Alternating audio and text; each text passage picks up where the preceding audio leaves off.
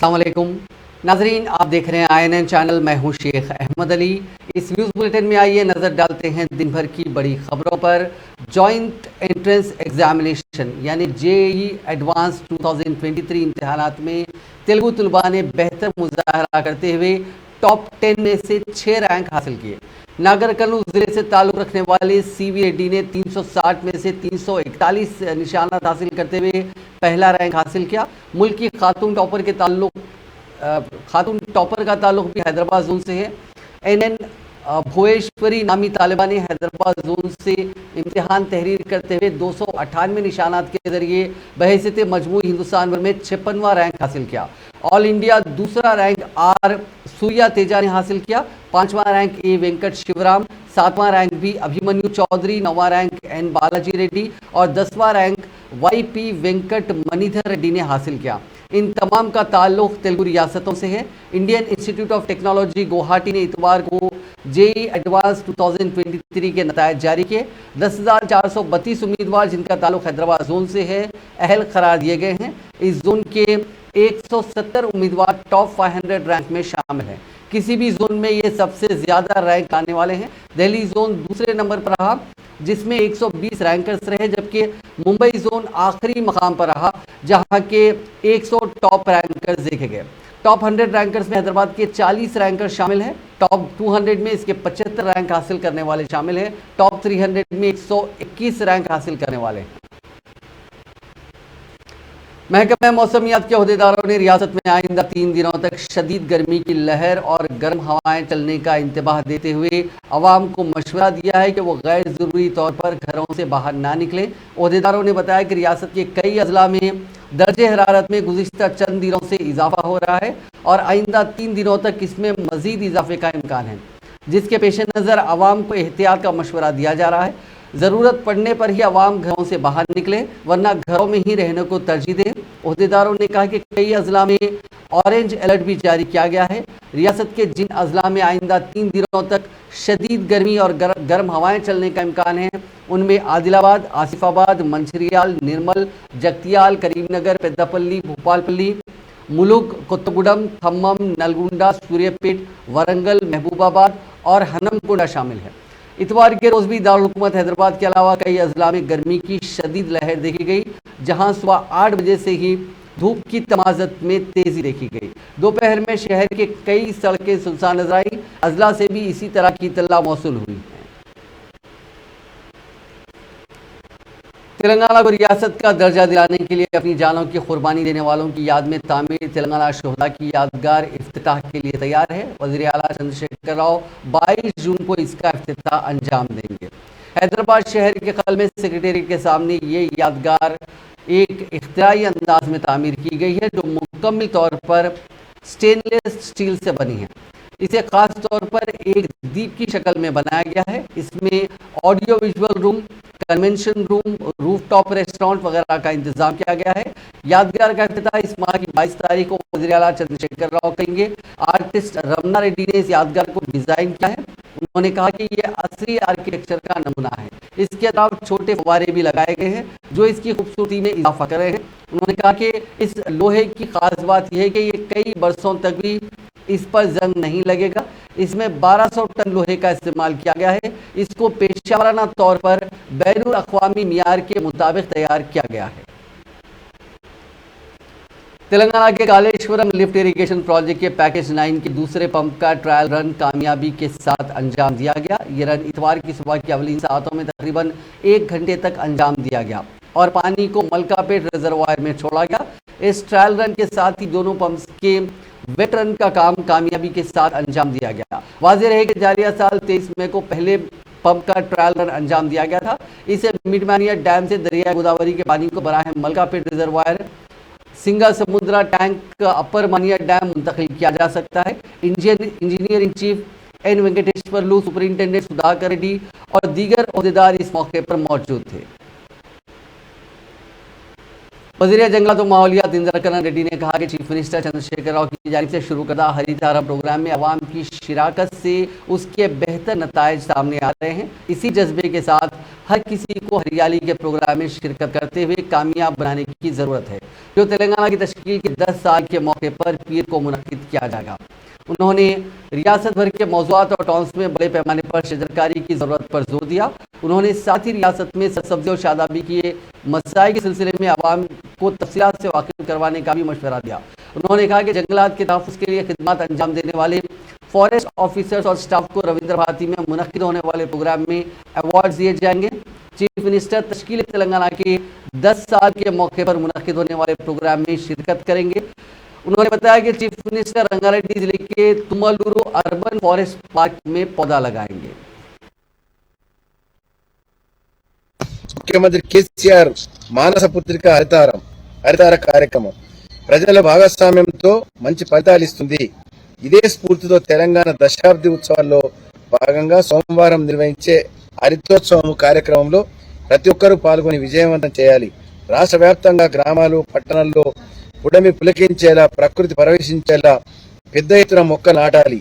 అదేవిధంగా అటవీ శాఖ ఆధ్వర్యంలో రాష్ట్రంలో పచ్చదనం పెరగడానికి చేసిన కృషి వాటి ఫలితాల గురించి ప్రజలకు వివరించాలి. रियासती वजीर तहसीन श्रीनिवास यादव ने कहा कि मिशन भागीरथा प्रोग्राम के जरिए हर घर को महफूज पीने का पानी फराहम किया जा रहा है। उन्होंने तश्कील तेलंगाना की 10 साल तकारीब के मौके पर मारेटपल्ली में महकमे आबरसानी की जानिब से मुनक्किदा फ्रेश वाटर फेस्टिवल में मेहमान खुसूसी के तौर पर शिरकत की। इस मौके पर उन्होंने कहा कि माजी में मौजूआत में पीने के पानी के लिए कई मुश्किलात हुआ करती थी। शहरों में खवातीन को टैंकर्स के सामने बर्तन लेकर खड़ा होना पड़ता था। उन्होंने कहा कि शहर में 13,546 करोड़ रुपए के सरफे से नई इजाफी पाइपलाइंस और रिजर्वायर्स का काम किया गया ताकि शहर हैदराबाद को पीने के पानी के मसले से बचाया जा सके। उन्होंने कहा कि दरियाए कृष्णा और गोदावरी से आइंदा 50 बरसों तक पीने के पानी को लाने का मंसूबा है। इस सिलसिले में इकदाम किए गए हैं। उन्होंने कहा कि नागार्जुना सागर रिजर्वायर से पानी की मुसलसिल सरबराही का काम शुरू किया गया है। मुतहदा आंध्र प्रदेश में शहर में नलों के कनेक्शन की तादाद 8,15,000 थी, जो तेलंगाना में बढ़कर 13,17,000 हो गई। हर माह 20,000 लीटर पानी मुफ्त में सरबराह किया जा रहा है। इस पर हुकूमत 815 करोड़ रुपए का बोझ बर्दाश्त कर रही है। आउटर रिंग रोड के 7 बल्दी कॉर्पोरेशन, 18 बल्दियात और 24 ग्राम पंचायतों को मौजूदा तौर पर 602 मिलियन गैलन पानी सरबराह किया जा रहा है। पिछले 9 सालों से तेलंगाना में पीने के पानी की किल्लत को दूर किया गया है, जिसे अवाम को दूर दराज मकामात से पानी लाने से राहत नसीब हुई है। इन ख्यालात का इजहार रियासती वज़ीर दाखिला मोहम्मद महमूद अली ने रविंद्र भारती में मुनक्किदा तेलंगाना यौम तासीस की 10 साल तकारीब के पीने के पानी के त्यौहार इजलास को मुखातिब करते हुए किया। उन्होंने कहा कि हुकूमत तेलंगाना ने क़याम तेलंगाना के बाद अपने 9 साल दौरे हुकूमत में रियासत में मौजूद पानी की किल्लत और मसले को हमेशा के लिए ख़त्म किया है।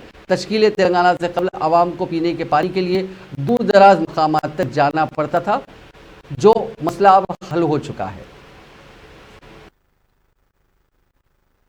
के लिए दरखास्त देते हैं, प्रोवाइड करते हैं, उन्हें पहले सरकारी में लगाया जाए, उन्हें फ्री पानी दिया जाए, बाद में गली में पानी दिया जाए। वो उनके बाद उनसे भी फ्री प्रोवाइड करने वाले लीडर है हमारे केसीआर साहब, जो सारे तेलंगाना में पीने का पानी प्रोवाइड करे। और ड्रिंकिंग पानी से अच्छे पानी से वजह से कई बीमारियों से बच सकते हैं। आप देखते हैं नलगुंडा में फ्लोरोसिस का पानी, आप बताइए 65 ईयर्स में कोई भी गौर नहीं करा। यहाँ पर 1-2 दिन नहीं, 48 साल कांग्रेस हुकूमत थी, 18 साल तेलुगु देशम हुकूमत थी, मैं कोई भी मसला नहीं कर सके। हल करने वाले लीडर, हल करने वाले महात्मा लीडर, जिसका भ्रष्टाचार बनाने गए लोग जिन्हें 5वां गांधी कहते हैं, केसीआर साहब इसलिए कहते हैं कि अवाम के बारे में सोचते हैं, अवाम की तकलीफ दूर करना चाहते हैं।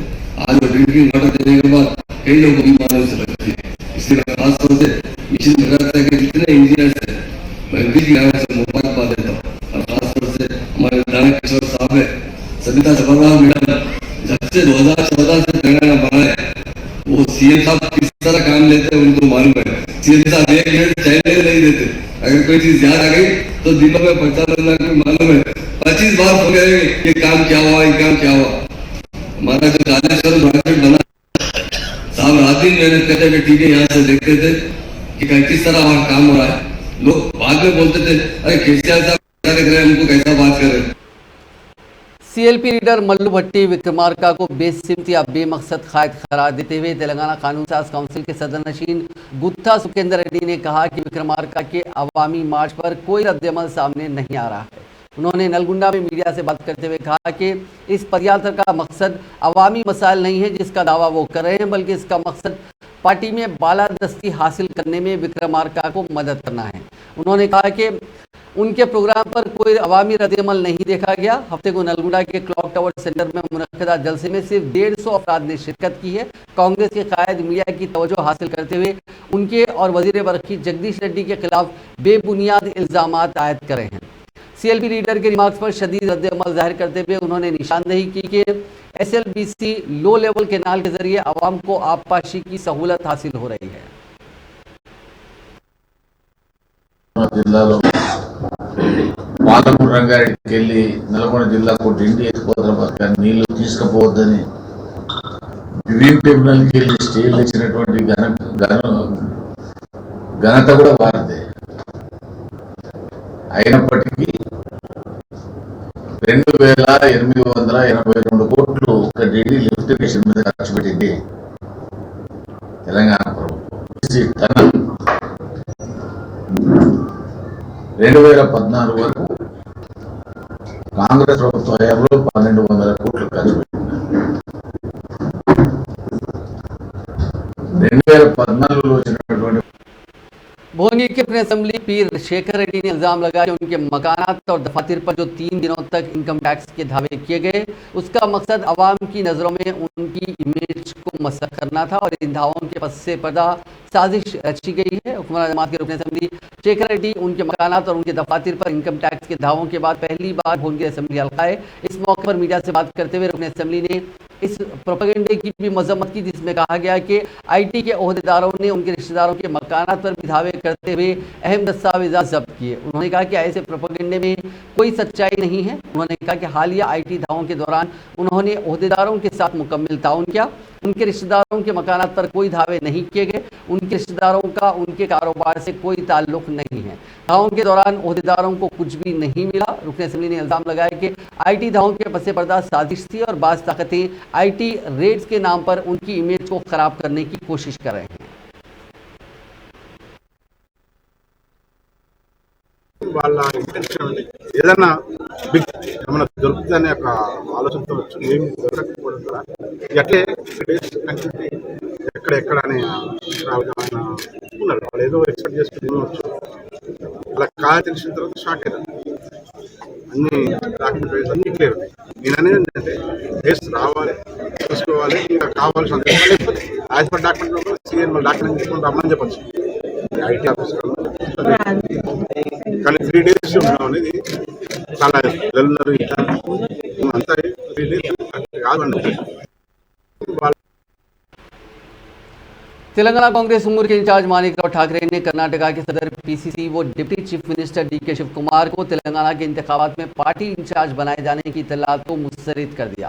नलगुंडा में जारी सीएलपी लीडर भट्टी विक्रमार्का की पदयात्रा में हिस्सा लेने वाले मानिकराव ठाकरे ने आज मकामी मीडिया से बात करते हुए वाजे किया कि डीके शिव कुमार को कांग्रेस हाईकमान तेलंगाना में कोई जिम्मेदारी सौंपने वाली नहीं है, इसीलिए उनके बतौर इंचार्ज बनकर तेलंगाना में मुहिम चलाने से मुतालिक मीडिया में जो इत्तलात गश्त कर रही हैं उसमें कोई सदाकत नहीं है। अलबत्ता तेलंगाना की इंतखाबी मुहिम में डीके शिव कुमार के हिस्सा लेने का फैसला कुल हिंद कांग्रेस कमेटी करेगी। फिलवक्त शिव कुमार को कांग्रेस पार्टी तेलंगाना का इंचार्ज बनाने या उनकी खिदमत लेने का कोई फैसला नहीं किया। मानिकराव ठाकरे ने दावा किया कि 2023 के असेंबली इंतखाबात में तेलंगाना में कांग्रेस इख्तिदार में आएगी। तेलंगाना में कांग्रेस को इख्तिदार में लाने के लिए शिव कुमार ही नहीं बल्कि मुल्क भर के कांग्रेस के अहम कायदीन यहाँ इंतखाबी मुहिम में हिस्सा लेंगे। उन्होंने भट्टी विक्रमार्का की पदयात्रा को कामयाब करार दिया। इस मौके पर इंचार्ज तेलंगाना कांग्रेस उमूर ने चंद्रशेखर राव हुकूमत को शदीद तनकीद का निशाना बनाया। इसके अलावा भट्टी विक्रमार्का ने भी मीडिया से बात करते हुए कहा कि उनकी पदयात्रा बहुत कामयाब रही और आज ये पदयात्रा 95 दिन में दाखिल हो गई है। सबसे महत्व की बात है हमारे लिए, कांग्रेस के लिए, कांग्रेस पार्टी के लिए, तेलंगाना कांग्रेस पार्टी के लिए कि हमारे सीएलपी लीडर भट्टी जी कांग्रेस के नेता लगातार पैदल चल रहे हैं, कोई व्हीकल नहीं और कुछ भी ऐसा साधन वो इस्तेमाल नहीं कर रहे हैं, जिनके जरिए से जल्द वो पूरा रास्ते पे चल सके। इसीलिए आज 1070 के करीब 70 के करीब वो पैदल चले हैं, पूरे प्रदेश में चले हैं। बहुत सारे असेंबली कॉन्स्टिट्यूंसी से वो गुजरे हैं और उस वक्त जो भी रास्ते में लोगों ने बड़ी तादाद पे उनका स्वागत किया है, और किसान हो, मजदूर हो, जो भी कुछ प्रॉब्लम्स लेकर उनके पास आया है, उनको सुलझाने की, उनसे बात करने की कोशिश उन्होंने की है।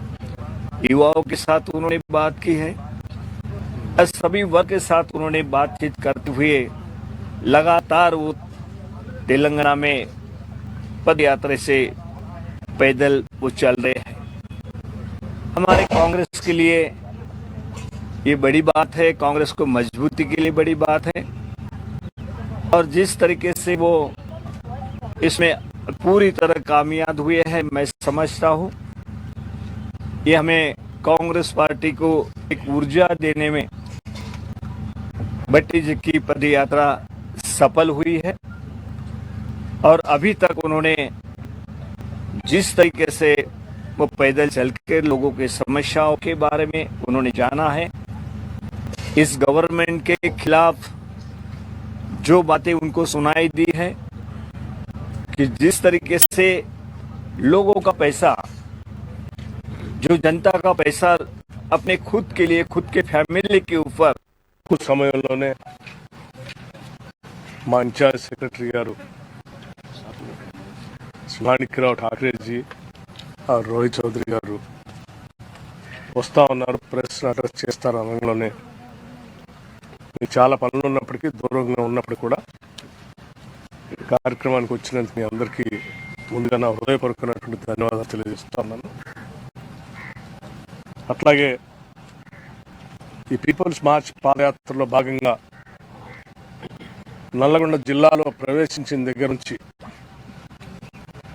ప్రజల సమస్యలకు సంబంధించి ఏ నీళ్ల కోసమైతే కొట్లాడి తెలంగాణ రాష్ట్రాన్ని తెచ్చుకున్నామో ఆ నీళ్లు నల్లగొండ జిల్లాకి దశాబ్ద కాలంగా ఒక్క చుక్క కూడా రాలేదని ప్రజలకు వివరించడం జరిగింది. ఆ వివరణ तेलंगाना कांग्रेस के सदर रेवंत रेड्डी ने वादे किया कि अगर हैदराबाद को मुल्क का दूसरा दारुल हुकूमत बनाने की तजवीज़ सामने आती है तो इस पर पार्टी में तफसीली बहस के बाद फैसला किया जाएगा। उन्होंने मीडिया से बात करते हुए कहा कि ये इतना संगीन मामला नहीं है, हैदराबाद की आमदनी के ज़राए पर बात होनी चाहिए कि इसका ताल्लुक रियासत से होना चाहिए या मरकज़ से। इसके अलावा इख्तियारात के मामले पर भी वसी बहस होनी चाहिए। उन्होंने कहा कि समाजी, माशी और सियासी मसाइल पर वजाहत के लिए मुताल्लिक़ा दानिश्वरों के साथ गौर किया जाना चाहिए। उन्होंने कहा कि इसके नताइज के बारे में भी गौर करने की ज़रूरत है। रेवंत रेड्डी ने दिल्ली का हवाला देते हुए कहा कि बाज़ महकमे मरकज़ी वजारत दाखिला के तहत है। उन्होंने बताया कि अगर कांस्टेबल का भी तबादला करना हो तो मरकज़ी वजारत दाखिला करती है। किसी स्लम इलाके में डाली गई झोंपड़ियों को भी मुनज़्ज़म करना हो तो वहाँ पर मरकज़ी वज़ीर शहरी तरक्की ही फैसला करता है। हुक्मरानी के बाज़ उमूर और आमदनी के उमूर दूसरा दारुल हुकूमत बनाए जाने पर रास तौर पर मरकज़ी हुकूमत के तहत हो जाएंगे। हैदराबाद को दूसरा दारुल हुकूमत बनाने पर हैदराबाद को होने वाली आमदनी रियासती हुकूमत को जाएगी या फिर मरकज़ी हुकूमत को जाएगी, इस पर भी वजाहत ज़रूरी है। कांग्रेस के सीनियर कायद पूनम प्रभाकर ने वज़ीर आला चंद्रशेखर राव पर शदीद बरहमी का इजहार करते हुए कहा कि वज़ीर आला केसीआर ने वेमुलावाड़ा की राजा राजेश्वरी मंदिर को सालाना 100 करोड़ रुपए मख्तस करने का वादा किया था, लेकिन 8 साल गुजर जाने के बावजूद भी ये वादा पूरा नहीं हुआ। 8 సంవత్సరాల క్రితం వచ్చిన ముఖ్యమంత్రి రాజన్న అభివృద్ధికి సంవత్సరానికి 100 కోట్లు ఇస్తానన్నాడు. ముంపు గ్రామాల సమస్యలు పరిష్కరించి డబుల్ బెడ్రూమ్లు ఇస్తానన్నాడు. ప్రతి సంవత్సరం కాంగ్రెస్ పార్టీ నుంచి ముఖ్యమంత్రి జ్ఞాపకం చేయడానికి అనేక రకాల కార్యక్రమాలు తీసుకున్నాం. 8 సంవత్సరాలు పూర్తి చేస్తున్న సందర్భంగా కేసీఆర్ నెత్తి మీద 8 కొబ్బరికాయలు కొట్టి మళ్ళొక్కసారి జ్ఞాపకం చేసే ప్రయత్నం చేస్తున్నాం మేము కాంగ్రెస్ నాయకత్వం అంతా కూడా. ఈరోజు ముఖ్యమంత్రి గారు మేమేం కొత్తగా డిమాండ్ కోరుతలేం, ప్రజలకు ఎట్లా చిటకోపం పెడతా ఉన్నారు. 3,016 నిరుద్యోగ వృత్తి చేయలే, డబుల్ బెడ్రూమ్ చేయలే, రైతు రుణమాఫీ చేయలే, అవన్నీ ఇప్పుడు కాదు సమస్య. ఆఖరికి దేవుడికి కూడా, శివుడికి కూడా శటకోపం పెట్టి శైవత్వాన్ని నిర్లక్ష్యం చేసే విధంగా మీరు ఈ దేవాలయ అభివృద్ధికి ఇచ్చిన మాట అమలు చేయకపోవడం అనేటువంటిది తీవ్రంగా ఈ ప్రాంత ప్రజలను అవమానపరచట్టుగా భావిస్తున్నాం. దేవుడికి అవమానపరచడం. बीजेपी के रियासती सदर बंडी संजय ने चीफ मिनिस्टर चंद्रशेखर राव को चैलेंज किया कि वो गुज़िश्ता 9 वर्षों के दौरान तेलंगाना की तरक्की पर मुबाहिस करें। उन्होंने कहा कि बीजेपी की तरफ से मरकजी वजीर किशन रेड्डी इस मुबाहिस में हिस्सा लेंगे। उन्होंने करीमनगर में मीडिया से बात करते हुए कहा कि चीफ मिनिस्टर को मुबाहिस के लिए आने की ज़रूरत है। उन्होंने बताया कि चीफ मिनिस्टर केसीआर को चाहिए कि उनकी हुकूमत और मरकज़ की जानिब से रियासत को दिए गए फंड्स पर मुबाहिस करें। बंडी संजय ने मुतालबा किया कि केसीआर ये वजाहत करें कि गुज़िश्ता इंतखाबात के दौरान किए गए वादों की तकमील में वो क्यों नाकाम रहे और वो 5 लाख करोड़ रुपए का खर्च किस तरह अदा करेंगे। बंडी संजय ने आदा किया कि तेलंगाना में बीजेपी अपने तौर पर इख्तियार में आएगी।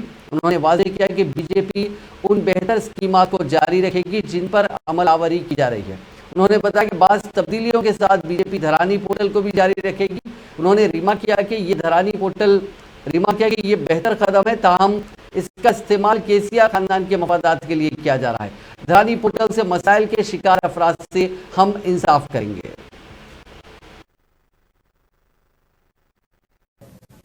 ఎన్ని రోజులు చెప్పు దమ్ముందమ్మని రాష్ట్ర ముఖ్యమంత్రికి కేంద్ర జేబులోకి వెళ్ళి ఇస్తుందా అంటున్నాడు. కేంద్ర జేబులోకి వెళ్తున్నా ఇలా ఫామ్లో ముద్ర కొట్టినా. అదే మేము కట్టిన ప్రజలు కట్టిన పన్ను విషయంలో మేము కట్టిన పైసలు పన్ను కట్టినాం. ఎందుకు సంక్షేమ పథకాలు అమలు చేయలేవు? ఎందుకు ఇచ్చిన హామీ నెరవేర్చలేడు? ఎందుకు లపటపాలు చేసిండు? ఎట్లా పూర్తి తీసుకోవడం ఎందుకు చెప్తలేడు? కరెంట్ ఎందుకు ఇస్తున్నాడు? రుణమాఫీ ఎందుకు ఇవ్వలేదు? ఉద్యోగాలు ఎందుకు ఇస్తున్నాడు? నిరుద్యోగుడు ఎందుకు ఇస్తున్నాడు? దళితులకు 3 ఎకరాలు ఇస్తున్నాడు? దళిత బంధు ఎందుకు ఇస్తున్నాడు? దళిత ముఖ్యమంత్రి ఎందుకు ఇస్తాడు? బీచ్ల పొట్ట ఎందుకు కొడుతున్నాడు? అగ్రవర్ణంలో పేదల పరిస్థితి ఏంది? పేదల పరిస్థితి ఏంది? వాళ్ళ सदर तेलंगाना जन समिति प्रोफेसर कोदंडराम ने कहा कि उनकी पार्टी आज़ाद है और किसी भी पार्टी में जम नहीं होगी। उन्होंने इल्ज़ाम लगाया कि चीफ मिनिस्टर चंद्रशेखर राव ताकत और वसाइल का बेदरी इस्तेमाल कर रहे हैं। कोदंडराम ने कहा कि अराजियात और रेत के अलावा मामलात के हल में बीआरएस के कायदीन मुलविस हो रहे हैं। ये दोनों अवामिल तेलंगाना की तरक्की में रुकावट डाल रहे हैं। उन्होंने कहा कि चंद्रशेखर राव ने हैदराबाद और उसके अतराफ के अराजियात का रजिस्ट्रेशन अपने खानदान के नाम कर लिया है। जमहूरी कुव्वतों को मुत्तहिद करने का काम किया जाएगा। 21 जून को प्रोफेसर जयशंकर के गांव अक्कमपेट से मिडाराम तक यात्रा निकाली जाएगी और तेलंगाना बचाओ के नाम से कॉन्फ्रेंस मुनक्किद की जाएगी। उन्होंने कहा कि किसानों को फसल के नुकसान पर 10,000 रुपये मुआवजा देने का ऐलान किया गया था, ताहम ये रकम हुनूस किसानों को नहीं दी गई है।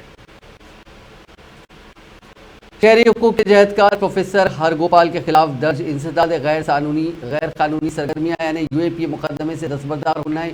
रियासती हुकूमत के ऐलान के दूसरे ही दिन प्रोफेसर हरगोपाल ने रियासती हुकूमत पर जोर दिया कि वो यूएपीए कानून को मनसूख कर देने के लिए मरकज़ पर दबाव डाले और इस सिलसिले में एक तहरीक भी चलाएं।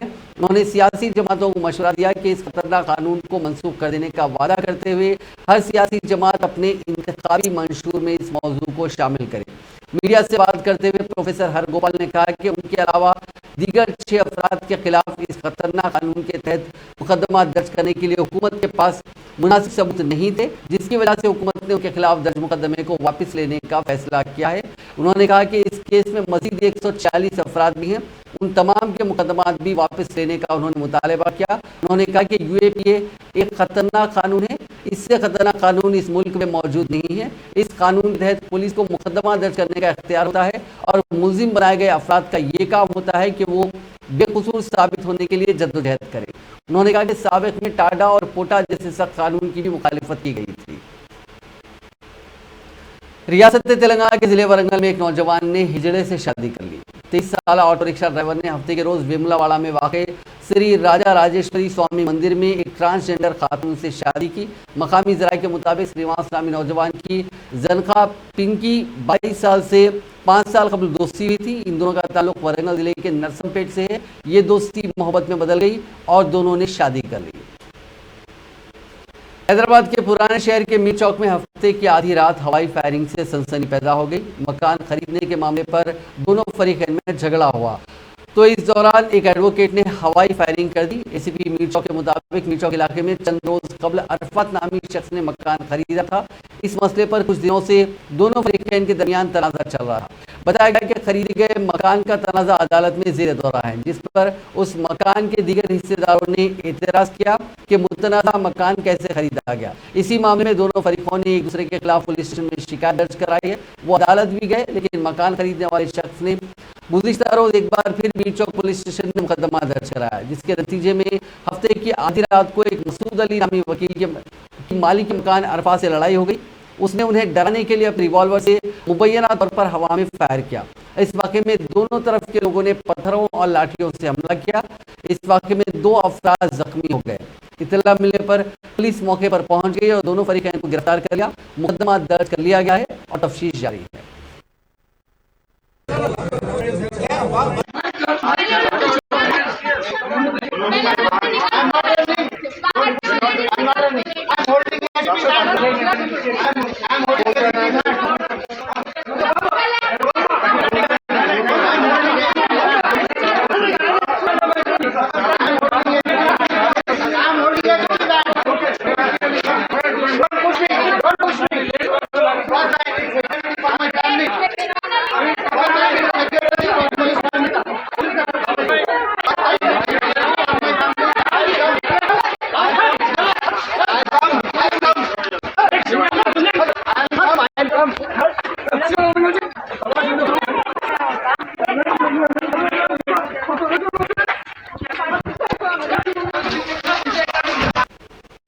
जिले खम्मा में प्राइवेट ट्रैवल्स की बस उलट गई। जिले के कोसू मुंशी मंडल की सूर्यापेट कौमी शाहराह पर प्राइवेट ट्रैवल्स की बस के ड्राइवर ने उसका तवाजुन खो दिया, जिसके नतीजे में 5 मुसाफिरीन जख्मी हो गए।